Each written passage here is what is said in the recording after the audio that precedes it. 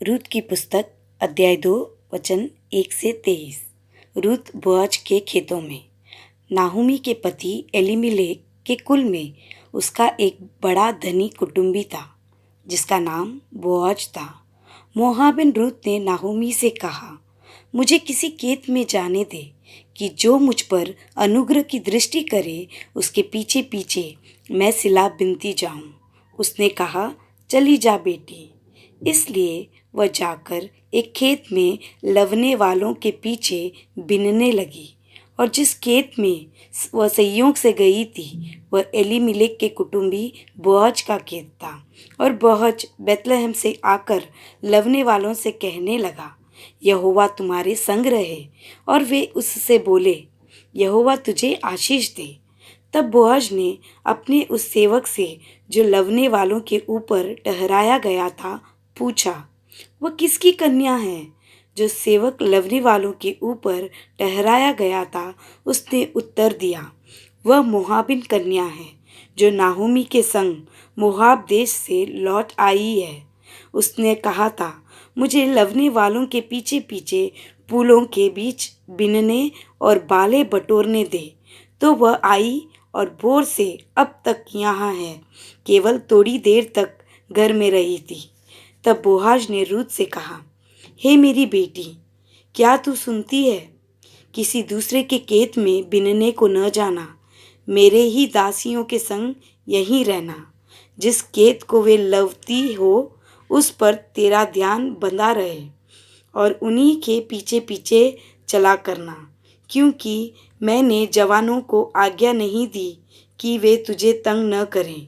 और जब जब तुझे प्यास लगे तब तब तू बर्तनों के पास जाकर पानी पीना जिसे जवान लोग भरते हैं। तब वह भूमि तक झुककर मुंह के बल गिरी और उससे कहने लगी, क्या कारण है कि तूने मुझ परदेशिन पर अनुग्रह की दृष्टि करके मेरी सुधि ली है? बोअज ने उत्तर दिया, जो कुछ तूने पति के मृत्यु के बाद अपनी सास से किया है, और तू किस प्रकार अपने माता पिता और जन्मभूमि को छोड़कर ऐसे लोगों में आई है जिनको तू पहले न जानती थी, यह सब मुझे विस्तार के साथ बताया गया है। यहोवा तेरे कार्य को सफल दे, और इज़राइल का परमेश्वर यहोवा जिसके पंखों तले तू शरण लेने आई है तुझे पूरा बदला दे। उसने कहा, हे मेरे प्रभु, तेरा अनुग्रह की दृष्टि मुझ पर बनी रहे, क्योंकि यद्यपि मैं तेरी दासियों में से किसी के भी बराबर नहीं हूँ, तो भी तूने अपनी दासी के मन में पैठने वाली बातें कहकर मुझे शांति दी है। फिर खाने के समय बोअज ने उससे कहा, यहीं आकर रोटी खा और अपना कौर सिर के में डुबा। तो वो लवने वालों के पास बैठ गई और उसने उसको भुनी हुई बालें दी, और वह खाकर तृप्त हुई, वरन कुछ बचा भी रखा।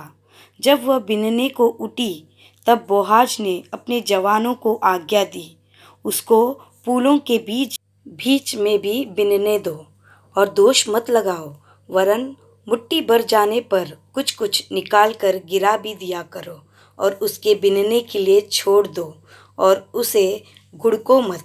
अतः वह सांझ तक खेत में बिनती रही। तब जो कुछ बिना था उसे फटका, और वो कोई एपा भर जौ निकला। तब वह उसे उठाकर नगर में गई, और उसकी सास ने उसका बिना हुआ देखा, और जो कुछ उसने तृप्त होकर बचाया था उसको उसने निकाल कर अपनी सास को दिया। उसकी सास ने उससे पूछा, आज तू कहाँ बिनती और कहाँ काम करती थी? धन्य वह हो जिसने तेरी सुधि ली है।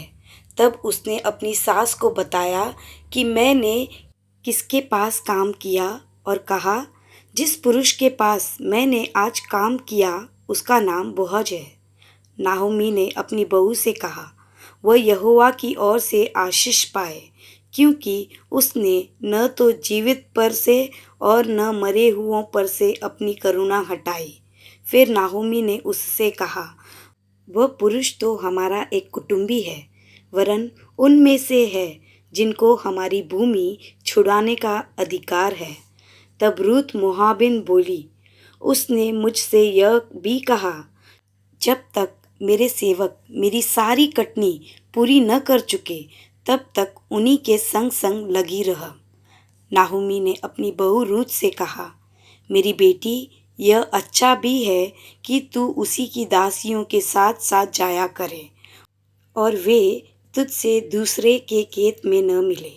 इसलिए रूत जौ और गेहूं दोनों की कटनी के अंत तक बीनने के लिए बोअज के दासियों के साथ साथ लगी रही और अपनी सास के यहाँ रहती थी।